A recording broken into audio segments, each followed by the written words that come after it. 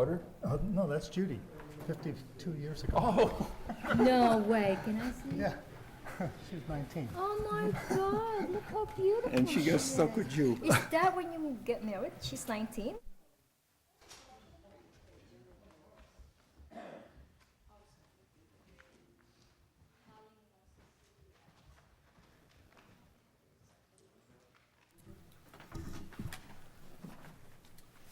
Okay, thank you. There we go. Thank you all for your patience. You want to make a motion to go back and get rid of the meeting? A motion to go, make a motion to do what Shane said. Yeah. I'd like to make a motion to resume our meeting. Second. All in favor? Aye. So moved. So the way, I think we're going to do this is there are a great many issues to discuss. Probably the single most important one, the definition of a conference center, will end up at the end of this because there are a lot of other issues that we'd like to deal with first. And I've distributed a suggested sequence, and what I would propose to do is just introduce each topic, give my quick take on it, and then open it up to hear everybody's views. There has been an argument that from Six Senses that the applicants do not have standing. We have a summary of case law from the town attorney who assures us that the applicants do in fact have standing. I'm satisfied with that. Is everyone else? Yes, absolutely. Okay, that was quick. There was also an issue raised about whether the timing of the review in December by the MCEI was timely or premature. The argument, as I understand it, really from Warren Raplansky, was that at that time the MCEI did not have sufficient information about the nature of the proposal to render a determination, again, on advice of the town attorney and from my own reading. For instance, a lot has come out since then about exactly what Six Senses would like to do and the nature of the program. It was still very clear in December that what was anticipated was a very quite substantial expansion of the previous special use permit. For instance, the document from KARC Consultants had a quite substantial list of all the buildings that would be constructed, some of which were tens of thousands square feet. So there was no question that the MCEI had a great deal of information about the scope of the project as envisioned at that time by Six Senses. And again, as the town attorney has pointed out, the MCEI has a responsibility to issue a response in a timely fashion, given a request for submission of a site plan. So again, my conclusion is that the timing was not premature. Are people comfortable with that? Yes. Okay. We obviously received an enormous volume of public comment, a lot of it very thoughtful. One of my favorites was from a retired English professor who helped us parse the language of the conference center definition, but we have a retired English professor here on the board, so I will defer to John about that. A lot of it was very thoughtful and very welcome, but some of it sort of misunderstands the breadth of what we can do here. As a ZBA, what we're being asked to do here is decide whether there were a series of issues, 6 issues in the MCEI's letter, but really the key one was whether this qualified as a conference center and whether Six Senses could proceed to site plan and special use permit process as a conference center. A great number of the public comments, for instance, raised environmental concerns. And as a ZBA, if we're being asked to comment on a variance or make a decision on a variance, one of the things we're charged with reviewing is the environmental effect of that variance on the site, as well as changes in the character of the neighborhood. But that's actually not something we get to deal with here tonight in this decision. All of the issues raised by in that MCEI determination are really more definitional. And it's really the planning board that addresses and has a very, frankly, much more detailed set of charges in town law about how to evaluate the environmental issues. So as detailed as some of those comments were, they're not actually, they don't help us settle the issues here before us tonight. At least that's my reading. I don't think we have the latitude to decide that this is not a conference center because it has environmental impacts, for instance. Those are things for which the secret process and the planning board will deal with. Again, is that our... Yeah, and just as a point of, we're concerned about all of those things. It's not that, that's not something that we worry about. It's just not within our purview for this particular application to consider as Can I a show. We really would like to see all those comments going to the planning board directly from the citizens who participated in them. There were also many comments about whether the proposal was consistent with the town's comprehensive plan. And again, we're the zoning board, we're not the town board. We have no executive or legislative function. It's the town boards that makes the determination whether that brings our zoning law in conformity with the comprehensive plan. And again, a number of people here on the zoning board, John in particular, worked very hard on that comprehensive plan over the years. It does emphasize the rural character of the town. But again, we don't get to decide whether the definition is consistent with the comprehensive plan. The definition is what is given to us, and the code is what's given to us by town board, and that's what we have to interpret. I would just say from my own perspective that, I think we all really highly value the rural character, but rural communities don't survive without commerce. So the notion that commercial activity is not appropriate in a rural community just doesn't make sense to me. I spend too much time in other parts of New York where small towns are dying because they don't have the commercial activity to sustain them. And so, we clearly, in the comprehensive plan and in the town zoning law, we encourage and emphasize most commercial activity in the hamlets, but anybody who knows our hamlets knows how small they are, and maybe that's exactly what we'd like. We like the small businesses that we have. But for instance, Section 250, the Schedule of Use Regulations, allows a great many things in an AR district besides agriculture or housing. And I was very tempted to go into my favorite lecture on the ecological history of the Hudson Valley and point out that farming has been in decline for 199 years since the bicentennial of the Erie Canal is next year. And that's when the population of Dutchess County began a decline that it did not recover from until 1950. Farming's tough here. So we certainly have lots of residential neighborhoods, but we're not a community that can survive on just farming and residential communities. So Section 250 allows a very long list of activities in an AR district besides farming or residences. For instance, I was a little surprised hospitals could be put in an AR district. I don't think that's likely to happen, but it would be allowed under town code.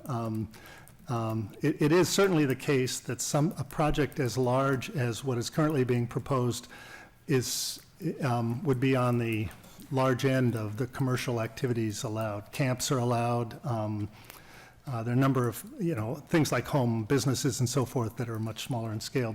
But clearly, commercial activity is not inconsistent with our comprehensive plan. It's a question of whether this action in this district meets the definition of a conference center, which is an allowed commercial use in an AR district. So that's my lecture for the night. I couldn't resist the ecological history.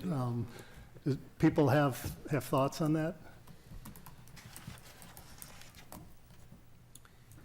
Well, having been through the comprehensive plan from a variety of angles, a lot of it is aspirational, maybe not realistic. Everything changes. The tone that comes out of the comprehensive plan pretty consistently is that the residents who did respond and participated in it clearly had the feeling that they wanted the town to stay the way it was. That's clear from the simplest reading to the most complicated reading. I would certainly like the town to stay exactly as it is. That's why I came here. However, there's a balance that has to be achieved in some way to make that realistic. And I'm really glad it doesn't fall on this board all that often, because it is very difficult to make that decision. Town board is upholding it to a large degree, but when you get a proposal like this, it's controversial. And we're stuck with the law the way it's written, and we have to see how it fits and how it doesn't fit. Anyone else? I just think that I have the rare privilege of saying I was born in this town, and I'm here 80 years later. And I've seen a lot of changes. When I was a kid, it was all farms, family farms. So I've got a little perspective. But, you know, one thing is they want to keep open space. I see that that property over there to be developed is keeping a lot of land open. If you were to turn around and develop it into building lots and put in the maximum number of houses, you'd have a lot less open land. So that's a consideration I think that people have to be aware of and, you know, think about a little bit. I think that, you know, usually this was just a bedroom community where people lived here and went to work and went to Poughkeepsie, and that was it, you know. But as John said, things have changed. And I think you got to look at it and realize I don't like change. I'm a dinosaur. But sometimes we have to give in to change.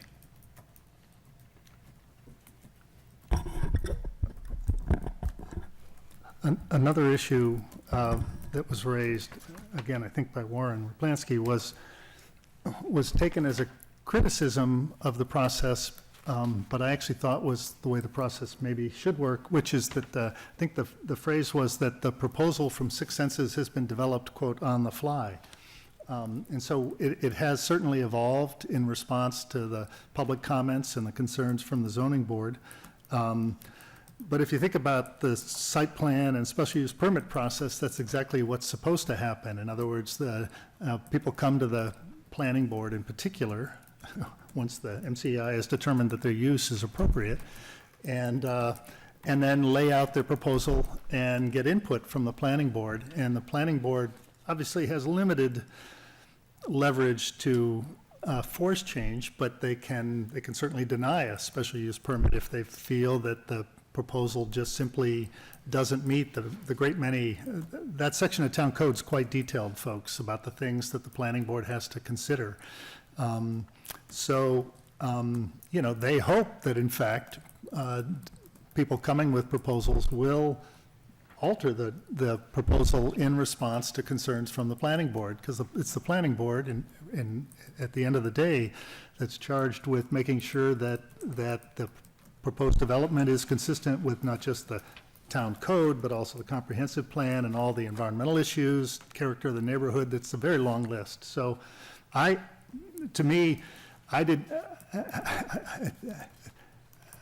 think Warren Raplansky considered that a criticism of the process, but to me, that's really how the process should work. I did not find that to be disqualifying the fact that the proposal has evolved during this past 3 months, 4 months, however long it's been. So, I mean, is everyone else comfortable with that? Just make sure your responses are audible when you guys are discussing it. Like you're saying yes, or you should respond yes. Yes. Everyone nodded their head, yes. Say yes. And so, That brings us, are there, the next step was to actually just work through the 6, I've broken it out actually to 7 main questions from the MCEI determination from December, in reverse order of what's in the letter, leaving the conference center definition to the end. But did anyone else have issues that aren't, I distributed that list to you. Does anyone else have issues before we get into the letter itself? Just, again, a comment on what you put together, and just so everyone knows, like, we've received a lot of correspondence. This is, since our last meeting, and we appreciate that, and what I think Charlie's done a great job of just kind of going through that and picking out kind of the main, concerns or items that have come up time and time again, so that we can, we want you to know that we hear you, we appreciate your comments, and just to kind of go through that. And now really is when the meat of the discussion is starting here. Those items were, by and large, just trying to address, comments that have come up. And again, we appreciate all that you've had to share. And thank you, Charlie, for putting it together. Okay. So all of my notes are not in reverse order, so I'm going to go to the end of my notes and work my way back.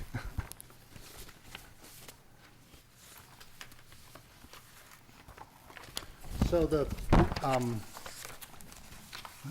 I think the least controversial part of the letter, or at least not a part that neither side has argued about, is there's a section of the letter, the last section notes that there will be an outdoor event center, outdoor event area. The new town code is very specific about where outdoor events can happen. They have a 500-foot setback from any property line. And obviously, we have town code related to issues like sound and noise that I think are quite good, actually. So there wasn't anything that I saw controversial in that part of the letter. Does anyone have anything about the outdoor event section of Mike Cosenza's letter that they want to comment on? I was going to get a copy of the letter out just so that I can read it if I need We're it. starting easy. What? We're starting easy. I like it. Yeah, there we go. I don't seem to have it right in front of me. Do you have it? There we go. Okay, so working backwards, the next issue raised by the, on the letter is one that I think we do have to have a significant discussion about, and that was the issue of road frontage. Town code is quite clear that you cannot issue building permits without not just road frontage, but public access to a public road. So no lot shall be created, nor any driveway permit issued, nor any building permit issued for any structure unless the lot upon which such application is made it has not less than 40 feet of frontage and access to public street or highway. I don't think I can't imagine why MCEI Cosenza would have thought this was at all an issue. There had been a road in use for a great many years, but clearly an issue has come up with Hyde Park. There's a lot to discuss here, but I think I would just say that it's fair to say that at this moment, the property does not have, it has road frontage, it does not have public access. And so, again, the town attorney, our attorney, has prepared a lot of detail about this. There's been information submitted by attorneys on both sides. My bottom line is that we're not Hyde Park. We don't get to decide whether Hyde Park is going to grant access across a parcel in Hyde Park. And until such time as that issue is resolved, it's just not clear to me that this process in the town of Clinton can proceed. So should I go through a lot more? I'll stop there, and there's a lot of detail. As I think someone noted last time, we're not lawyers, although the esteemed colleague on my left was a town judge for how many years? For years. 15. 15 years, so I misspoke last time. Unfortunately, with no legal background in law, except being a police officer for 21 years. So, I've got too many pieces of paper in front of me, I'm trying to grab a document. And while you're grabbing those, certainly as the zoning board, we're deliberating on what is in direct relation to what we have. So we are not waiting on a decision from Hyde Park, or that's not stopping us in any way. However, looking at our town code, it requires access. So, and that piece is relevant to what we're looking at. Clearly, there's a process working its way through in Hyde Park, but we have no control over the timing of that process, and we have no way of predicting the outcome of that process. Again,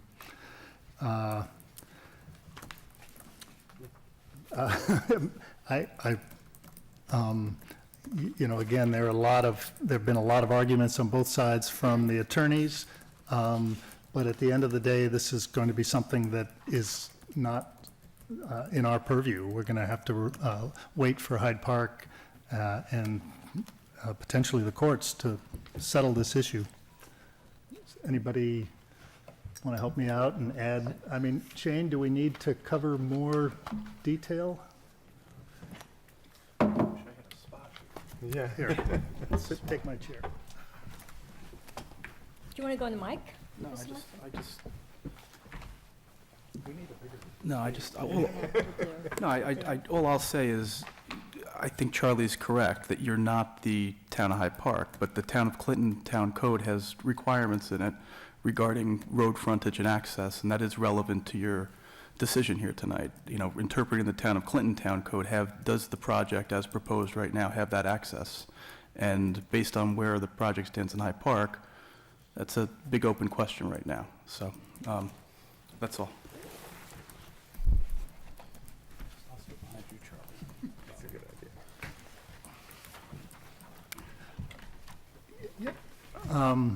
Anyone else? Yeah, Ron? Well, nothing that's going to really, add more color to the discussion, but just a comment to a point you made earlier. I don't want to sort of find fault with Cosenza, because to your point, that driveway had been there for many decades, if not longer. It's only now that all of this new information has come to light. We're looking under the sheets, and we realize we have a problem. The other side of this coin is the code is, very clear. It's literally in black and white. They unfortunately don't have access at this point for their purpose and or their desire, and we're bound by that at this point. Yeah, I personally can't imagine why MCI Cosenza would have called Hyde Park to ask if this was legal access. As you say, it had been in place for many, many, many years, but. I was trying to look at it, what would I have done, and I would have done the same thing. Yeah. Because maybe it's it's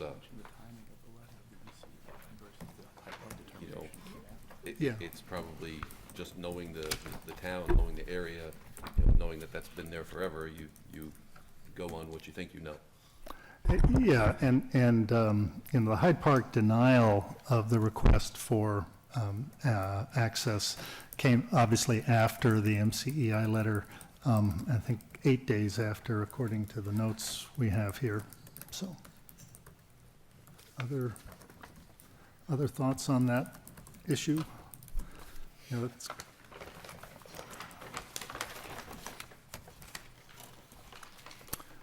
Okay, so there's a great deal of discussion about whether or not, this gets very technical, but what is being pursued right now is an amended special use permit. And there have been various arguments that treating this as an amended special use permit is not appropriate. This should have been a new special use permit. I've been assured by the planning board that the treatment of a proposal is the same. I can't find anything anywhere in town code that tells the planning board when should a special use permit be, quote, new as opposed to an amendment. The logic for calling this an amended special use permit, as best I can, am I too close? Is that it's a request to get a special use permit for the same use that was there before. Now, it's clearly a very significant intensification of the use, but it's still a request to use the site as a conference center. But again, the review of that proposal is based on exactly what's presented as the development at hand now. There's no presumption that a special use permit will be granted for this more intensive use simply because there was a previous site use, special use permit. So there's no benefit to the applicant, to the developer, in having this treated as an amended special use permit, as far as I can tell. And so, again, this was brought up a number of times by both sides, but as best I can tell, there's no relevance to how the process works. Is that a fair? I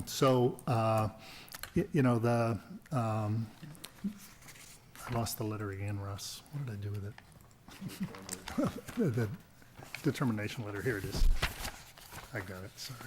I was going to try to look exactly at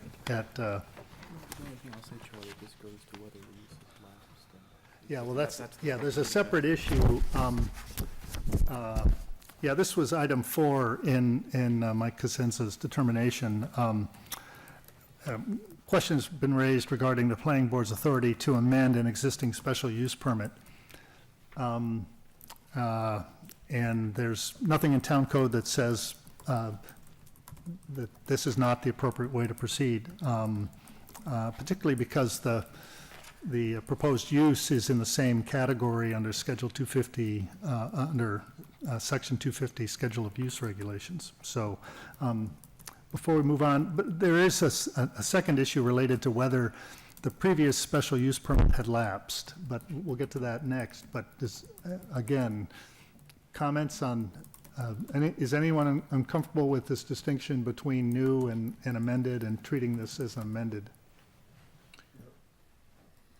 Well, I think it might be appropriate to explain the difference between conforming and non-conforming at this point. Oh, my goodness, yeah, this,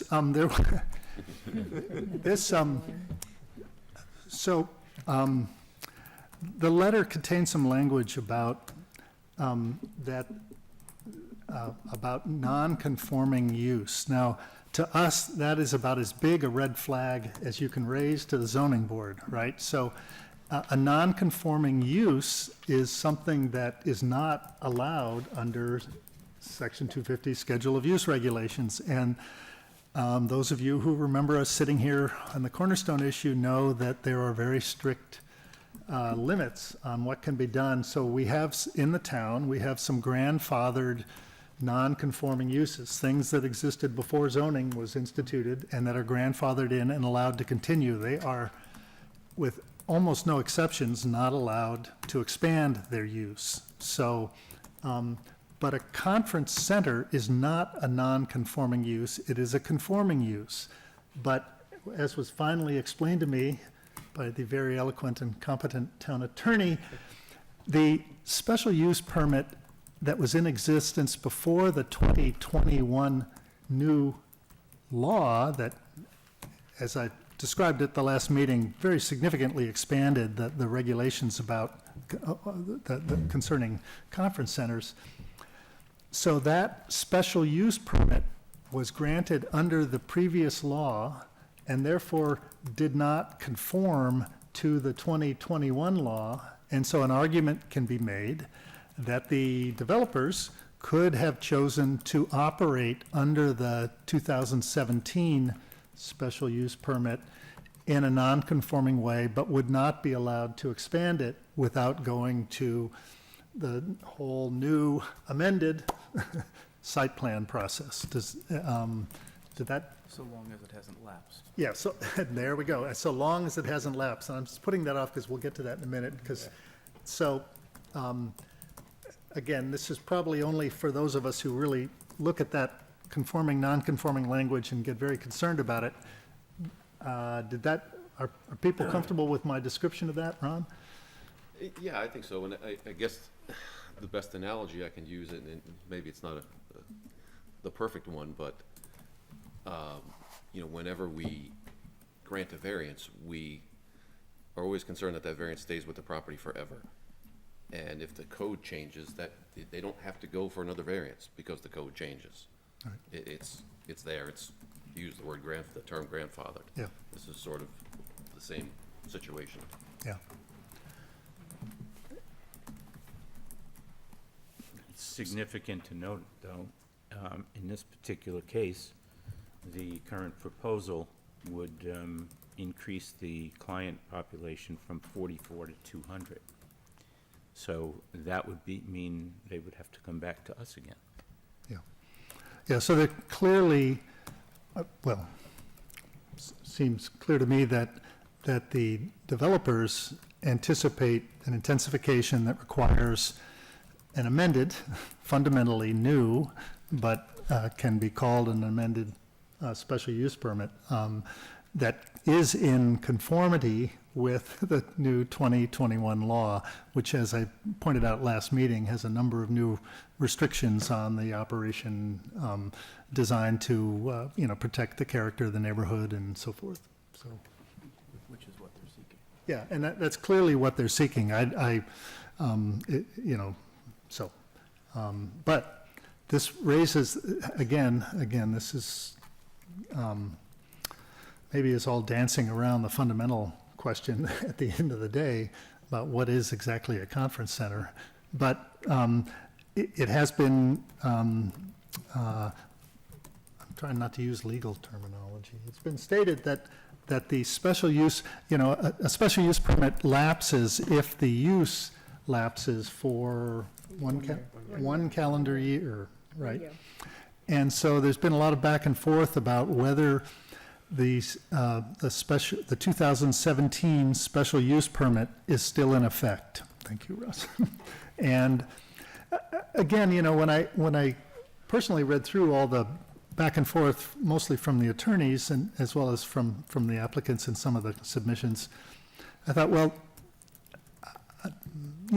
we've got people arguing both sides of this, but is this really relevant? Because clearly the developers, in this case, seek to do something far more intensive than operate under that 2017, which was basically occasional defined events with no more than 44 participants at a time, right? And so, but 44 rooms, I think. no, I think it, No. Guests. Guests. 44 guests. It wasn't rooms, so they were going to live in yurts. I don't know, 10 to a yurt, is that? There's a calculation though for average. I don't remember how many yurts were built.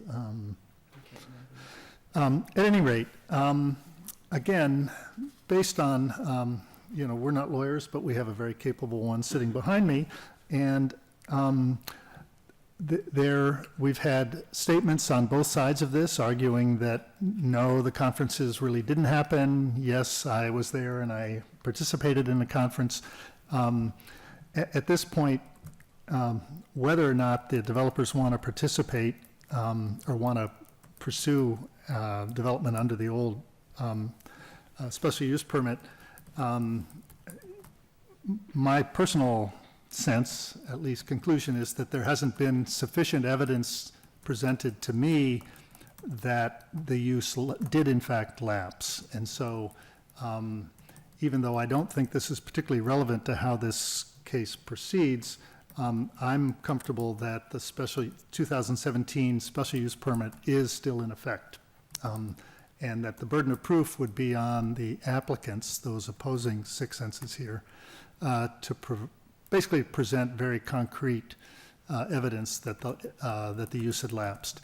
Again, at the end of the day, I don't think it would change anything about how this proceeds, but that's where I am.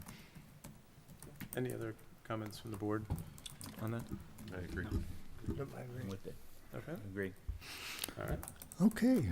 There's also, one of the letters from the developers early on asked whether there were any existing violations, and MCEI Cosenza notes that there were no active violations, that previous violations had been resolved. That's a factual issue, and I'm personally satisfied that the MCEI's determination on this was correct. Remember, there were at least I'm not sure why anybody would advertise a secret hotel, particularly when you know perfectly well that you're not allowed to operate as a hotel, but they were advertising as a secret hotel, and a violation was issued, and they resolved that. And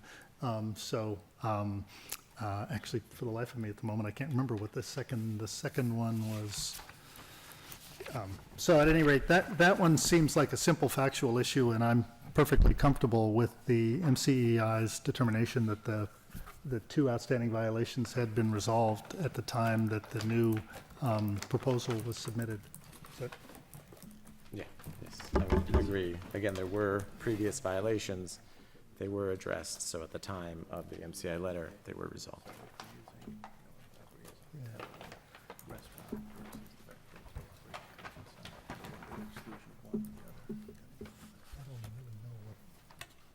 Why don't you bring that up, because I'm not sure. There's a legal point here that. I just wanted to, okay. Thanks, Charlie, sorry. I just wanted to bring one thing to the board's attention about, the lapse of use and whether or not, there were those zoning violations that were issued, and as Charlie said, have been resolved. The impact of those violations on whether or not the use had lapsed. The special use permit was never pulled. It was never, that was never called into question. The idea that they could have been operating a restaurant, hotel, but at the same time still be operating the conference center and the use continuing. I wanted to bring that to the board's attention if you wanted to discuss that at all. So essentially, you're saying it lends credibility to the fact that the special use permit was continuously in effect. It was never suspended, Correct, it was yeah. never pulled. Yeah, Yeah. exactly, yeah. That's, To the exclusion of one, not to the other, exactly. yeah, that I was gonna Sorry. bring that up. Okay, thank you. Sorry to steal your time. No, that's fine. Well, that actually brings me to the last thing on my list. Last but not least is, does the proposed use qualify as a conference center? My wife can tell you I have thought about very little else in the last 6 weeks. I did review the evolution in the language. The definition is, I would have to say, maddeningly vague on some points. Although you wouldn't think the definition of what a conference center is should be that hard, but I just wanted to make a couple of personal points from my own, again, my struggle with this. I did go, Are you okay if we just read that so all of us can have it fresh in our mind? Yeah. John, if you want. Yeah. This is a conference center, an establishment for hire as a location of events used for business or professional conferences and seminars, often with rooms for lodging, eating, and recreational activities. Also, an establishment which attracts clients principally for recreational or health activities and contains rooms for lodging and eating for its clients. so I think you all are going to let me make my spiel and then I'll shut up. There was one part of Mike Cosenza's, of the letter that I did actually disagree with here, that the notion that a hotel can't offer recreational activities or programs, I think that's too strict. I can't remember the last time I was at a hotel that didn't even at least pretend to have a gym, maybe if it was just a treadmill. A lot of hotels have pools and so forth and so on. The struggle is trying to find the distinction between a hotel and a conference center. And one basic point I would make is that our town code allows conference centers in an AR district. It does not allow hotels. So somehow there has to be a way of ensuring that something that is operating as a conference center is not operating as a hotel. So somehow we have to understand the distinction between a hotel and a conference center. And, one thought that occurred to me was that, in my mind, a hotel is something where you stay at the hotel primarily for things you're doing elsewhere. You're going skiing and you need to stay somewhere overnight, or you're going to a wedding and the wedding's not in the hotel. Whereas a conference center, you stay there for the events at the conference center. But that didn't seem to help much. And so, I personally feel pretty certain that if you showed people a description of what Six Senses has proposed and asked them, is this a conference center or a hotel? They would say it's a resort hotel. But that doesn't by itself determine what we do here, because we have to stick to what the town definition of a conference center is. And so, I really spent some time trying to figure out in my own mind what the difference was. So for instance, a lot of us go to conferences. I go to at least one scientific conference pretty much every year for the last 40 years. Most of them take place in hotels, right? The ones that have more than 500 people take place in convention centers in big cities. The only ones that take place in actual conference centers, quote unquote, tend to be less than 50 people. For instance, I had a hard time finding places that function very clearly as simply a conference center and not a hotel. For instance, I don't know if anybody's ever been to Blue Mountain Lake. Syracuse University has Minnowbrook, a very lovely little conference center right on the Blue Mountain Lake. It's only for workshops, events, retreats, things like that. Trinity Church from Manhattan has a really lovely conference center over on the Housatonic in Cornwall Bridge. Again, it can maybe hold 30, 40 people. I've been there on staff retreats over the years. But most of the places I could find that call themselves a conference center actually also, when they have spare rooms, they operate as a hotel. Particularly if they're a profit making and they need to cover the expenses of the operation. If they're not precluded from operating as a hotel, most of the ones I could find actually do allow just an overnight guest if there's not an event happening, that weekend. So, there clearly are some places I can find that sort of in my mind function solely as a conference center and not as a hotel. But I kept coming back to, for me, what I need is something that assures me that a conference center is not acting as a hotel. And that seems to boil down to this notion of registering for events. And yes, the proposal from Six Senses does have a very long list of events. Many of them happen every day. But I'm still looking personally for more assurance in my own mind that there's a boundary between a conference center and a hotel and that they're not crossing it. So I'm going to stop there and let other people jump in. I still am not personally comfortable that standard has been met in my own mind, but that's where I am.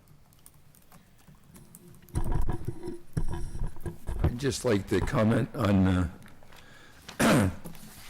Six Senses gave us some examples of things that they would have. And on,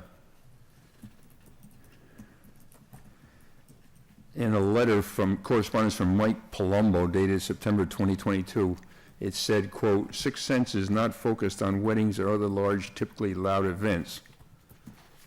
Okay? And then in the examples on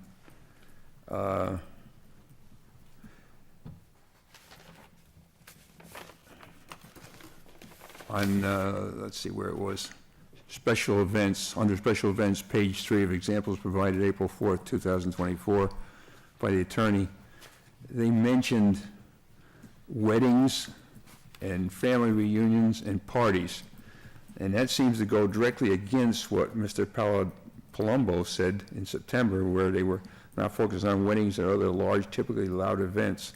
So parties and weddings seem to me like definitely they would be potentially loud events maybe not a family reunion, but seems like the contradiction in what was proposed by Mr. Palumbo and then what was an example in the sample that we got, that we folded out those pages. And that concerned me somewhat, that I didn't think that those things would be, I don't know, I mean, it's all up to interpretation, but a wedding with a lot of people and a lot of noise and dancing didn't seem to me like it would be an event appropriate.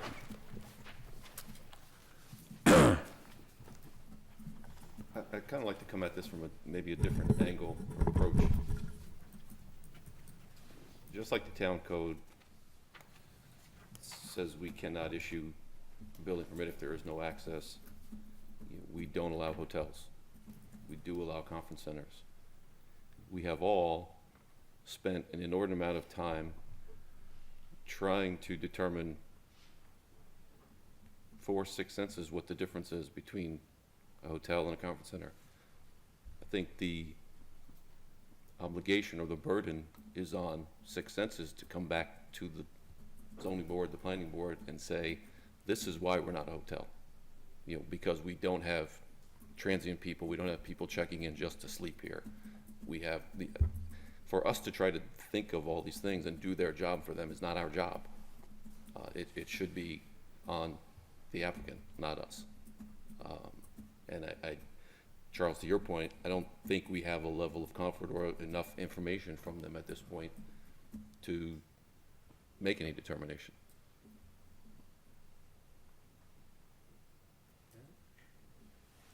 Other comments, Frank? I pretty much feel the same way. There are a few holes I think that need to be filled. I was thinking of something, it may sound kind of silly, but let's say that I go to 6 Sense for a conference for a week, and I stay over for a week. I bring my wife. She's not going to go to the conference. So is she just a transient, or how does that work? Those are the kinds of issues I think that have to be filled in for us to, We need answers to those questions. yeah. I don't think we can, We, we can't think of all the. no, we can't make up all the examples. It's really up to you and what your policies are and how that works. Let others speak up. I don't have anything specific to say yet. Somebody said kid, and you all looked at me. Oh, I thought you were looking at me. It's a compliment. Well, I had one that will, so I imagine, when I send my kids to camp, they're signing up, they're being signed up, I don't think they have any choice, for events. And that counselor, they're going to listen to, even if they don't listen to me, and they're going to go to those events.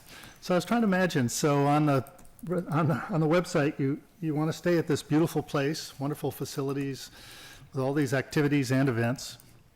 And when you register, you have to check off the events you're going to participate in. So the morning comes, and does the counselor show up at your door and say, okay, you need to be here because you signed up for this event? I know this sounds trivial, but again, our town law does not allow hotels. I need some, almost, and I agree entirely, Ron, I don't want to be up here saying what those guarantees need to be.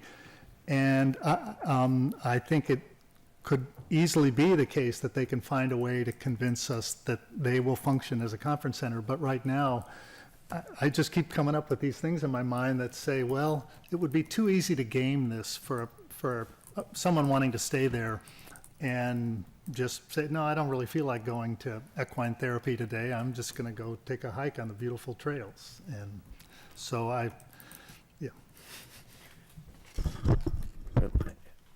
I'll jump in here and maybe share something totally different from all of, from what I've heard. And that is, I think, Charlie, you did ask specifically for information, and I think we did receive something fairly concrete. Now, whether or not someone will abide by that, it's just like any proposal that we have, we don't know, but the intent is that they have that, and if they don't, then there's enforcement.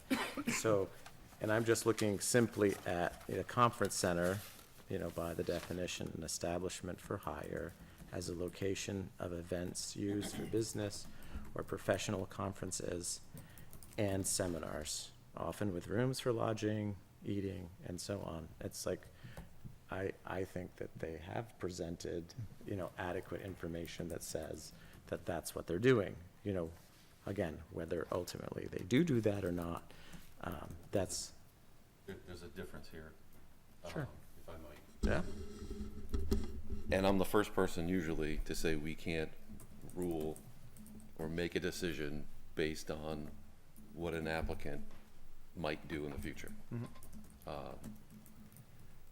If they deviate from what the variance is, we do have recourse. We have the code enforcement officer, et cetera. But most often, it's private ownership. It's an individual. It's a local resident. In this case, it's not a local resident. It's a multi-billion-dollar organization that we don't have the horsepower to stand up against.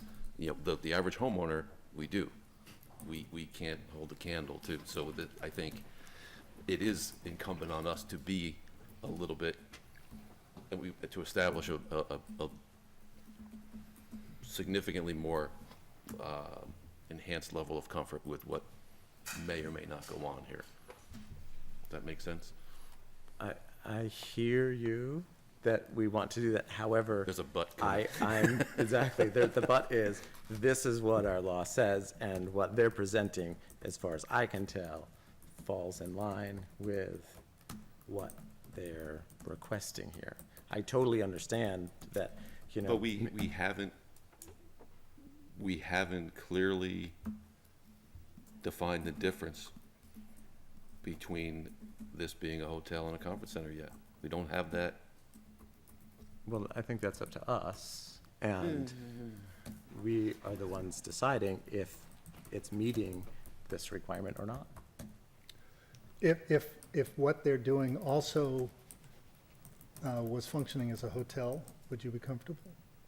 So if they are meeting the requirements of a conference center, like strictly as a conference center, yes. If they're meeting these requirements, a conference center, so what I hear you saying is that the hotel, for me, a hotel, the purpose that you go to a hotel is to spend the night, to go do something else somewhere else. If you're going there to do that, then that's not permitted.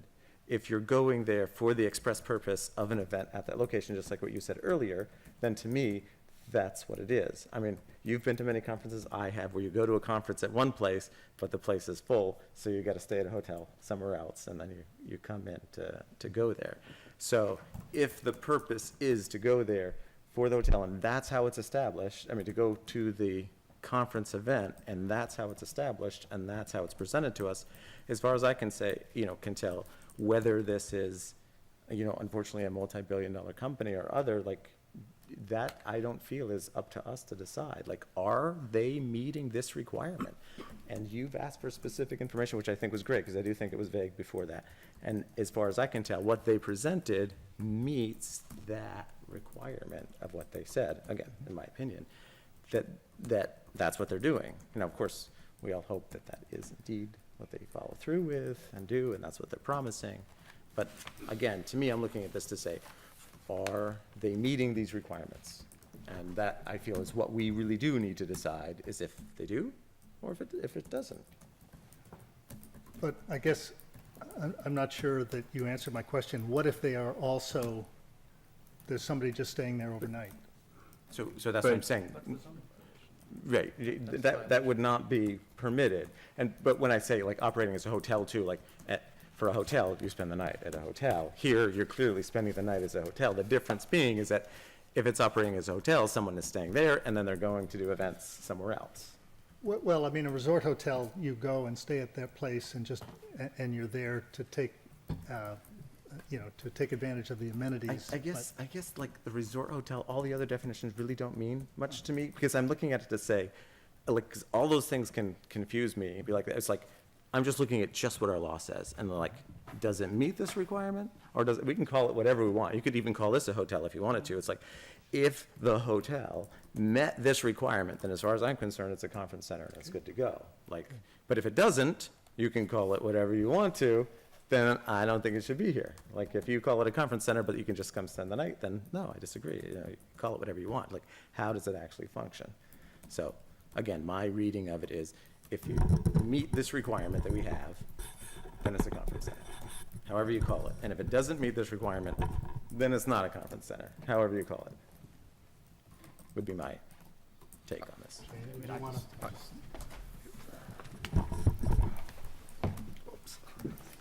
I mean, I tend to agree with Joe. I mean, our job is to interpret, your job is to interpret the town code based on the proposal that's been submitted. The idea that we can presume bad faith on behalf of the applicant, that they're gonna, it's a conference center, they're really gonna function as a hotel, it's based on our definition of conference center. Do they fit within that definition based on what's been proposed? That's the question for you. And they have submitted a tremendous amount, I think, I would say a tremendous amount of material about how it's event-based, and to make it draw a distinction between, the conference center definition and hotel definition. But that's for you to decide based on what they've submitted, and is that sufficient for you to say that it's a conference center? If you don't think it's met that threshold, then. Yeah, and I understand what you and Joe are saying, but I guess what I'm also saying is that, we ask questions, we got answers, and those answers led to more questions from us. Yeah, but so I mean, are you satisfied with those answers? That's the question. The time for asking for more information is over. We've had the public hearing, we're here, and that, now is the time to decide based on the, tremendous amount of information that's been submitted, from both sides. I probably am gonna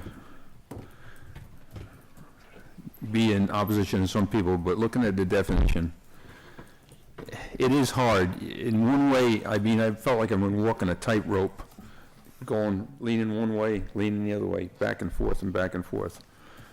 I did bring up the thing, matter of fact, one of the violations on the previous one, when it was a conference center, violation was July of 2021, they had a wedding and it said it was not allowed. And as I said in the examples, they list weddings in this current paperwork we got from 6 Senses, family parties and weddings. So my concern is that the planning board needs to really go through all these potential things and say, okay, you can't have this, you can't have that, you can't have the other thing, especially things that would be disturbing to the neighbors. But when you're looking at it, I look at a resort hotel given, I call it amenities. They have a pool and they have a workout space and stuff.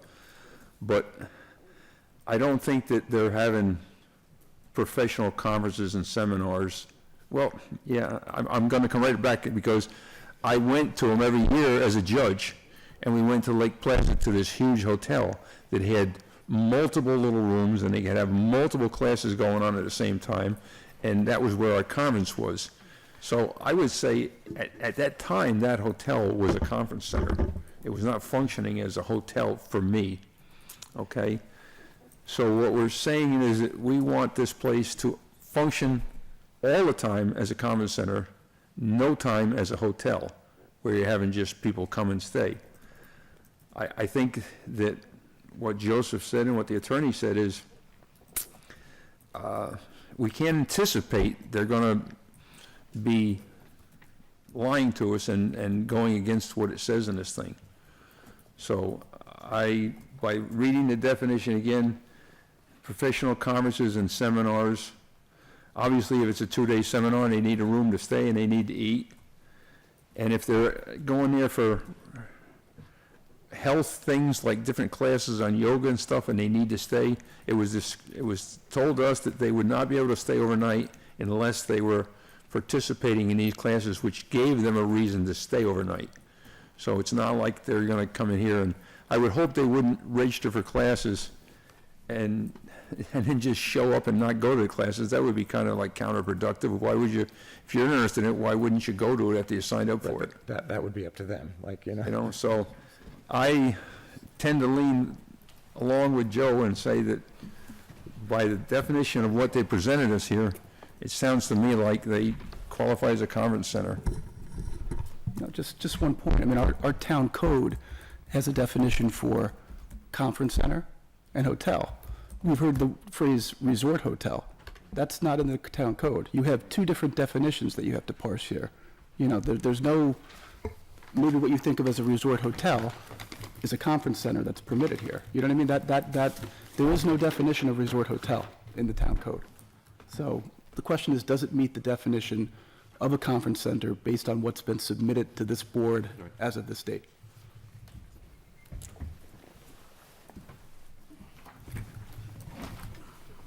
Others? Just to interject here a little bit, whining about my own torture on this, I'd just like to bring up one of the charges of the zoning board is to find a balance all the time and to weigh the benefit to an applicant versus the detriment to the town. And I found that that helped me a few times and confused me some other times through this process, but I'm throwing it out there as a way of bringing us back to the right process again, if you will.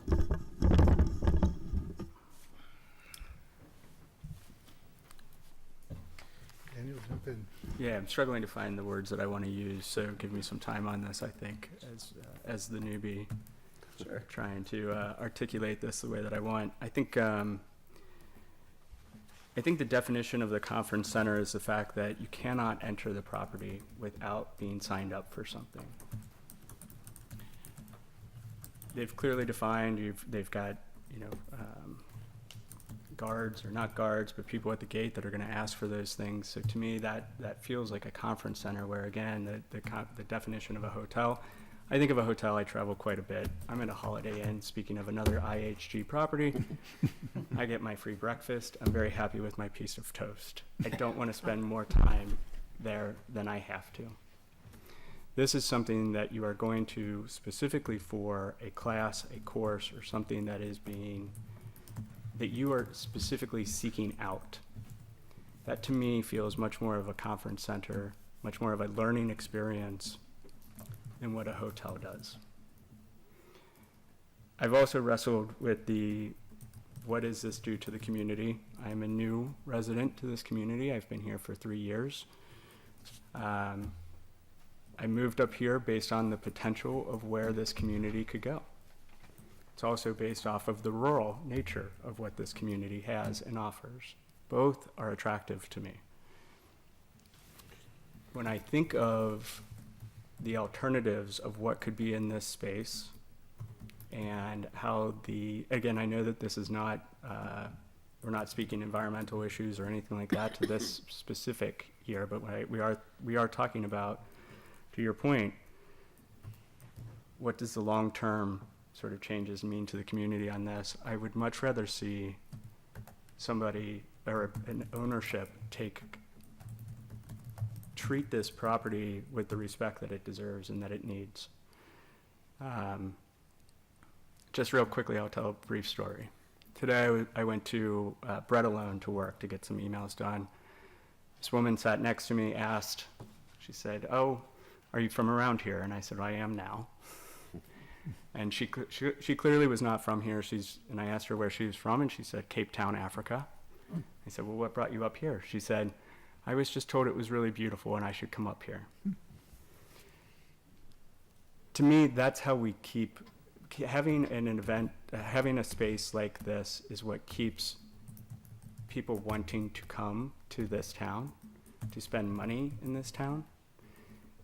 And this is the type of property owner, I think, that pays respect to what this town is and has and can continue to offer. At one point, a gentleman brought up Walmart. These are two totally different environments to me. This is something that will continue to pay respect to this land here. And that's not to say that I disrespect any of the comments that have been made about noise or anything like that, and I think it's clearly defined within our zoning rules of what that time looks like, or what those rules are, and adhering to those. And we do have the authority, I think, to stop those in that situation. We can't judge on something of what somebody may or may not do after a judgment. We can only define what is put in front of us at that time. So therefore, I continue to think that this is a conference center for those reasons. For my first time. Yeah, I thanks, know. everybody. Thank you. I mean, I have wrestled. Done now? I've done now. You're This not is it. allowed I'm that out. long. That would be easy. Like everybody else, I have wrestled with this quite a bit, and being the new person here, on trying to understand what I want this town to continue to look like and be. Having invested myself, my time, my energy, my heart, and my soul, as many of you have, into this community, I'm looking at it from very much that perspective. Frank, you want to weigh in? I'm not gonna follow that. What I was concerned about was just more information to the detail level. The overall definition, I think as Joseph said, it does fit. So. Yeah, I think it's fair for me to say, I actually think this would be a great use of that property. The 70-lot cluster subdivision, which is likely to end up there otherwise, is not so great. Not that we do need more housing in town. We need, I'm not opposed to seeing more residents in town, but I do think this would preserve a fair bit of would preserve a lot of open space there. I just still, I've been on this board a long time, and what I would like to see happen, it doesn't get to influence what I think, how I interpret this. And I'm still just not quite satisfied. So for instance, Six Senses is such a well-known brand that people want to go there just for that. There are those two columns, events and activities. Heck, the activities are more appealing than a lot of the events. And a lot of people are going to look at it and say, I'd like to just go. It's this beautiful place. I just came here from Cape Town, and I want to, I want to stay and take advantage of this beautiful property. But gee, they're going to make me sign up for a couple of events in order to stay there. Mm-hmm. So I'm going to check a few boxes. And then they come and tell me I have to go. I'm going to say, thank you. I just paid $1,000 a night to stay here. I'd rather not. And that's okay, because that meets the definition. It's not okay if it just basically means that anybody can put a hotel anywhere in town by simply having on the reservation checklist that you have to check a box. It doesn't cost you anything. Then I would say this is not, this, like, we can theorize all we want about Right. changing the town law, but this is what's here. But we clearly do not allow hotels, and what I just described was a hotel. But tell me, what would be a conference center? You actually only come and you have to participate in an event. Have you ever been to a conference and you not show up? For a day or an afternoon? Well, yeah, I always take a day out of a 5-day scientific conference because I fall asleep otherwise. But I still go to at least.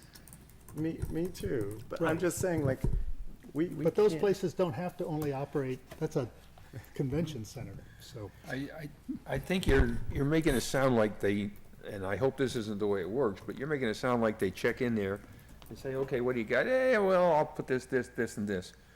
But my interpretation is they have to register for events first and pay for events first before they are then allowed, depending upon the length of the event, before they can stay. We don't know that there's a separate pricing, that's never been clearly stated. Those are the details that I would like to see. Yeah. I just, and I think they could probably meet these, I'm not there yet. And they don't have to stay overnight. They don't have to stay overnight, no, absolutely not. But I just, otherwise, I think we establish a precedent that any hotel could basically meet at a very low bar and call themselves a conference center. Right, but on the flip side of that, I'm saying you could take any establishment trying to be a legitimate conference center and disqualify them saying they're just a hotel trying to be a conference center. Well, not if, I will use Omega. By and large, we're not going to get into this in great detail, but if you look at their website, there are, I counted them, 93 events. These events only occur over a 2 to 3 day period, somewhere in the 6 months. There's a speaker, an instructor, and you come and stay for those days, right? That, to me, is what a conference center is. This is a stretch of what a conference center is. I'm happy to accept that something that has events every day, and the same event every day all year round. And all I'm saying is that's not what it says here. What? That's not what it says here. Like, that meaning it doesn't say, again, I'm looking at it just saying, it doesn't say events must be 2 to 6 days long or anything It like doesn't that. say they have to stay overnight. Yeah. So that's why I'm saying, like, it's very broad, and if it's very broad, then we don't say, you know, we have to allow that, because that's Yeah. what the law allows for. It's this is the requirement. And as far as I'm concerned, what they've presented more than adequately meets what this requirement is, and so that's what I'm saying, like, it's, you know, this is the law. You have something there? To Charles' point, so you could build a hotel and offer finger painting and be compliant. Well, That's basically what I'm hearing. no, I don't think at all what's been presented to us. No, I'm not saying that in by any stretch. But to your point, you know, if you offer the activity, If, right. it doesn't get you off the hook for being a hotel. Just because you offer an activity that none of your patrons will participate in. It's what I'm saying, I guess, is it's a loophole. And what I'm saying, well, it almost does seem like that, which is where we're saying, like, is maybe something that needs to be tightened down more. But right now, it's very broad. And because of that, why don't we reserve the right to, We can't change that. That's not our I'm not saying us. Okay. I'm saying in the, you know, the point was made earlier about, you know, this being done on the fly. Well, I think it was meant as a criticism, when in fact I think it's a compliment, because it's supposed to be a process. It's supposed to be a give and take. It's supposed to be, you know, you're here, we're here, and we're gonna wind up here. That's all I'm saying, is we need to wind up here, and we're not there yet. There needs to be, you know, more in-depth discussion. Right, I guess I'm not following you. But, Well, I don't. oh, sorry, hold on one second. Go ahead, Russ. Right, that's why. It seems to me like, maybe I'm wrong, we have to make decisions based upon what's been presented to us at this time. And I don't know if it's appropriate to say, okay, now we gotta go out and ask for more. Yeah. You know, No, I think that we we've already made a decision on one point, access, which is, seems to be clear to all of us that they don't have that access. The stumbling point is whether this meets the definition of a conference center. I feel that we don't have the right to demand more be provided with us, and I think if you read it in a broad sense, it falls under the category of a conference center. I mean, I may not like it. I mean, I wish it was like it was when I was a kid here in this town, you know? But it's not gonna be that way ever again. And I wish we didn't have a lot of things we have, but, you know, luckily I won't be around to see it much longer. We like having us, come on. Don't threaten us, Russ. But as far as what I look at, again, there's a bunch of stuff that we're reviewing, but as the conference center does this, what they've presented, all the information, does it fit within that or not? And that's, of course, individually up to it. And then if we say yes, and they're able to get access and able to meet all the other requirements, then I think it goes to the planning board, which is that, Yes. you know, that dance of all of those things, and do they meet it, do they meet the requirements? They may not be able to meet any of them, and they may not get the special use permit. It's, I don't look at that as far as what we're doing, and again, we're sitting in the shoes of the MCI saying, you know, basically looking, we have here, this is the definition of a conference center, this is the definition of a hotel, they've provided information to us, and then we look at it, and we decide, which category does it fit in? Hotel, not allowed. Conference center is allowed. And that, I guess, it seems obvious to me that they are going to be, they have the opportunity to come back to us, because this Hyde Park road access issue has to be resolved. maybe now's a good time to actually touch on that first. So, based upon our town law, we are, in order for a parcel to, Proceed to this Proceed. process. and access is required. And as of right now, it's been denied in Hyde Park, so they do not have access. So what is kind of our take on that? Is there, we've had the discussion about all of those, lots of topics. Well, I think it's quite obvious. We have to overturn the determination that they had road access, because they don't, right? So that means that once that issue is resolved, if they have access, they're entirely within their rights to come back to us.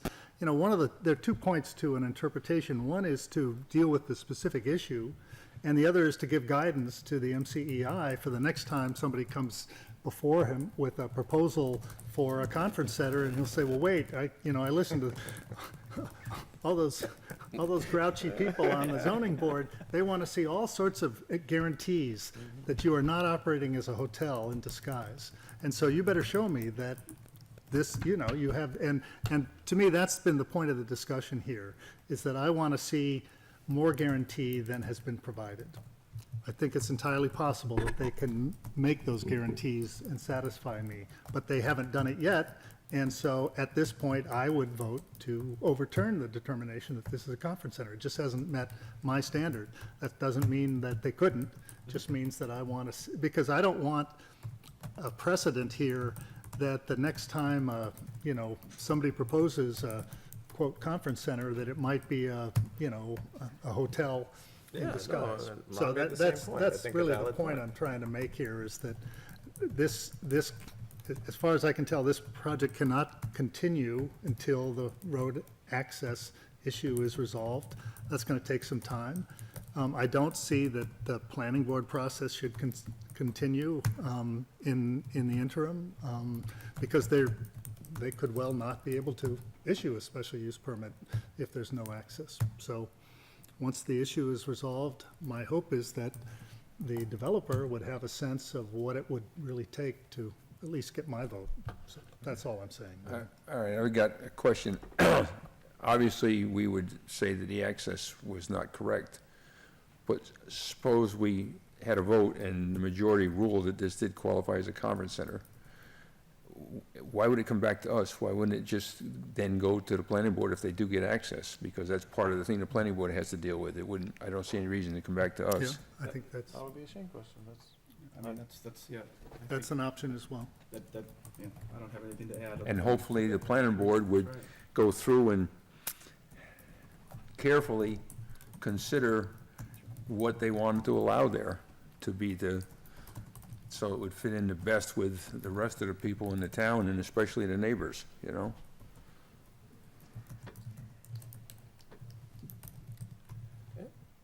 Other comments, or? We just seem to do a total 180, though. What do you mean? Yeah, I'm not sure how the vote is going to go. No, Well, no, Yeah. no, but I'm saying, I don't see why it would be coming back to us, because that's what my question was. So what Russ is commenting on, and this is what we need to talk about, is, so right now, kind of, we have 2 items on the table. It seemed like the rest of them, was there any others that, it seemed like the rest of them were kind of, seemed to be, fairly straightforward. Solvable. Yeah. And so the 2 items on the table are, 1, road access. Do we just say no road access and then, stop at that point? So that's option 1. Option 2, which is what Russ is saying, is do we say, okay, road access, no road access, that needs to be done, and, it meets the requirements of a conference center. So obviously they can't go forwards without, so the second point is moot if they don't have access, but if they do have access, then we do that. So again, option 1 is we just say, road access, and then if that takes a month, a year, 2 years, whatever that is, then they would come back to us at that point. what does And that option process look 3 like? is is what I propose, which is that they do not have road access and that they have not met the standard for a conference center. It's true. And, So that's Not the, to- yep, What is the process in option 2, where the applicant is successful in getting road access? Do we pick up where we leave off tonight, or do we start No, over again? if we said that it was a no, we don't conference have any center, role at all then. then he had access, they go to planning board. That's right. It depends on how you But write. how? Because we haven't established hotel conference center. I said if we establish that we believe by a majority vote that it is a conference center, but we have a problem with the access, once they get the access, I believe they would go to the planning board because we've already covered the other things. And the access is something the planning board needs for their, you know, so it's option 1 or option 2/3, meaning if we would do it in favor, and then if it didn't pass, then you would have that second motion that would be in opposed, which would then pass. But, Or Well, the my other way reason around. yeah, or the other way around. Usually we do it in the positive first. I mean, Yeah, I don't know if it helps. I mean, all I'll say. Sorry. So, again, you guys are sitting in the shoes of the MCEI, right? You have those findings. I think it's incumbent upon you to address each of them based on what's been submitted. I understand what you're saying, that this is the threshold issue here is this access issue.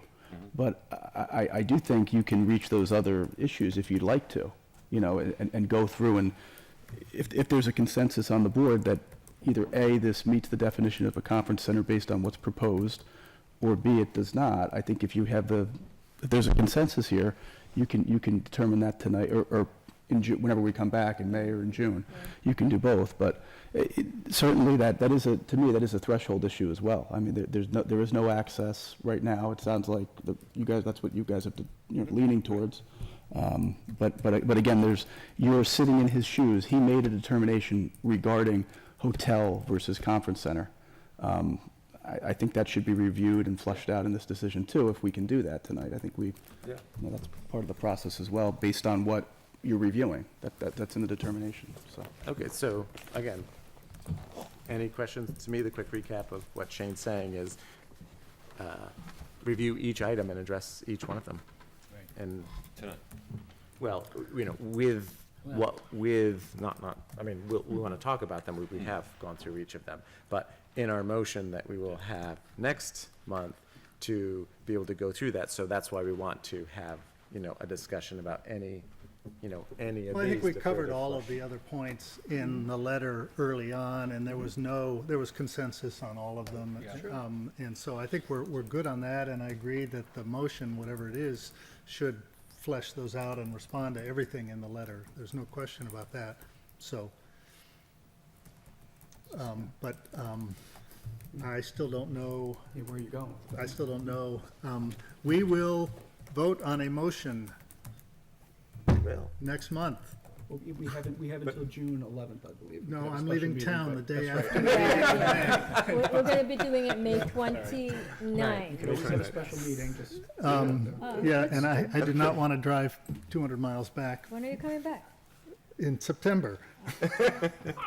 No, I'll come back for each monthly meeting, but I really don't, we have no excuse for not resolving this, yes, right? so let's, we've, Chill down. we have this one topic at hand, which is conference center, hotel. And it's certainly understandable why it's a challenge, because Yep. this is the threshold point. We've got Right. lots of information. I think heard, I don't remember what it was, one of the fellows that just stood up and was like, based upon my reading, and I loved what he had to say. I'm like, that's a good point. Maybe it is a hotel. And I think maybe at that point it was, because we didn't have the information to support it, which again, you asked for it. So it's like, it's been a great, process. And so I think, it's certainly understandable why this is the threshold point of, You mean prodigious, but. So, and again, we have both definitions here, and just as the reminder, I will, we have a second. Are you doing it? Hotel. So we have conference center, which I've been through, and then a hotel, which is a building or group of buildings which offers rental sleeping rooms, and which may also include dining rooms, bars, kitchen, serving rooms, ballroom, and other facilities to serve and services intended primarily for the accommodation of its patrons. So that's hotel, again, not allowed, and then conference center. I think we have exhausted, I'm exhausted, I don't know. You all have been sitting there quite patiently.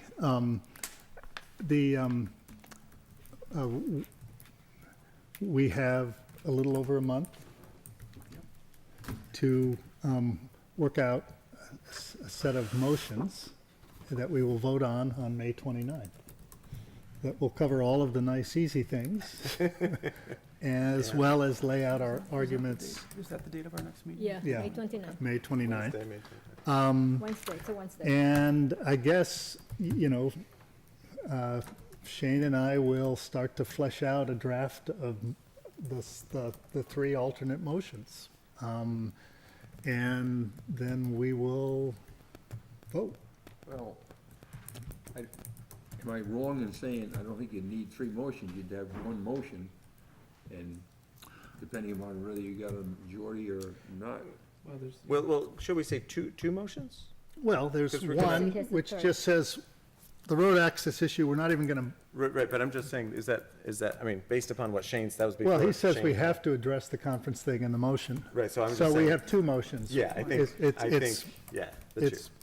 Is it a conference center or isn't Right. it a conference center? Basically, Okay. all the first So items will be I one really way, and then the second. was hoping not to have to write two of these Well- things. Well, Shane will help, but this is going to be a very lengthy document. I would think you would just, maybe I'm wrong, but I would think you'd write one motion saying you do not have access, one, and you'd either say it is or is not a conference center, and then depending upon the vote, that's the way it would pass. If you say it is a conference center and the majority says it isn't, why would you need two motions? I mean, Because we have to explain why it isn't. We have to, the document has to explain both sides. So I have to be willing to operate as an attorney and argue both sides of a story, which I think I'm capable of doing. I'm a I scientist. We think can all of argue us have anything. been through that Yeah, too. right. So I think, I really appreciate everybody's perspectives. Does anyone want to keep going? We could Well, sit just here if- all if there night, are any- folks. And Russ, did that answer your question? So we're gonna go through all of the points in Mr. Cosenza's There'll be one letter. draft that says it is a it Right. doesn't have access, but it is a conference center, and one draft that says it doesn't have access, And it's not a but conference. it's not a conference yeah, center. I would think if you made one draft, say you have a draft and there's no access, and it is a conference center, okay, but then if we vote nay, that negates the fact of the Yes. access, okay. Right, yeah. Does everybody agree that there's Right, no yeah, okay. access? So, okay. Yeah. Yep, okay. All right, any further? Final Yeah. thoughts? I know, you just want to stay here longer, okay. All right, we're saying if there's no, okay, I'd like to make a motion to, Close the discussion. Adjourn. well, let's see, are there any, do we need to have No, there's any nothing. minutes? Oh, reviewed? can we just explain, the next meeting is a Wednesday? So May the next 29th. meeting, what time? Is it gonna be 7 o'clock? Yeah, Okay, Whatever time you want to do it. 7, okay, is going to be May 29th. May 29th at 7 And PM. it's a Wednesday. Just Wednesday make that night. This clear, is- because normally it's a It's usually Thursday. the third Thursday, Right, it's gonna but be a Wednesday. we're changing it. Quorum. Given the quorum. Yeah, everyone will be here, right? I have a conference I have to go to. That's a Okay, do we joke. have minutes that we need to review? We're No? good, we're good. Is it at a hotel? Well, Yeah. we don't, no, that's what the We're meeting's just gonna about. adj- We we're just need adjourning to the meeting. adjourn. Yes, the next just All right. adjourn the I'd meeting. like to make a motion to adjourn the meeting. Do I have a second? All in favor? Aye. So moved.